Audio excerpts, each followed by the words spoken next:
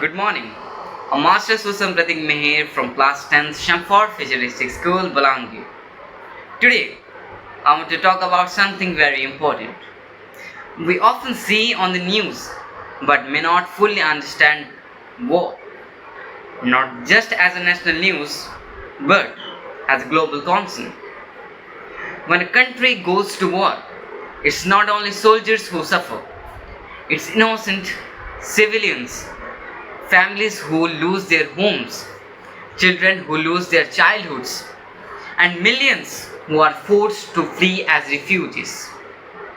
These people don't just disappear, they move across borders. When we talk about creating a global humanities between among us, but it is a major problem now. And today we are facing it all over the world. And war doesn't just cause human suffering, okay?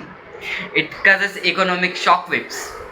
A conflict in one nation, region can lead to fuel prices hikes, like also food shortages and trade disrupted across the world, just like we saw during the Russia-Ukraine conflict.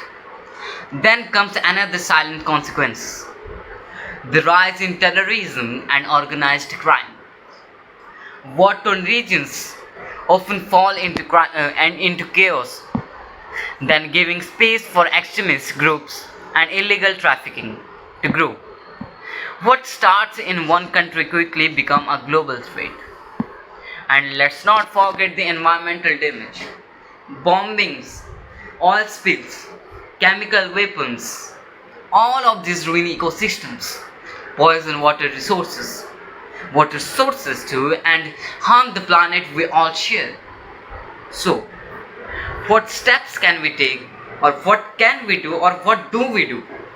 We must understand that war is never just one country's problem. It is everyone's problem.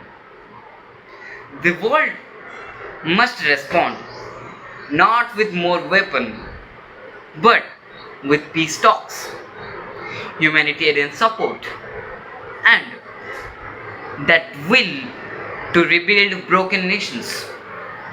Also, in in a result, we can get that we could live with peace, great warmth of harmony, not just harmony, great warmth of harmony, then peace, and so on. Various things are there. A fraternal society could be created, a fraternal nations, a fraternal world can be created through all these steps. In conclusion, I will say this: a war anywhere is a threat to peace everywhere. Let us not look away. Let us not stay silent. Let us stand for peace, because in the end, peace is not just a dream, it's a responsibility. Thank you. Have a good day.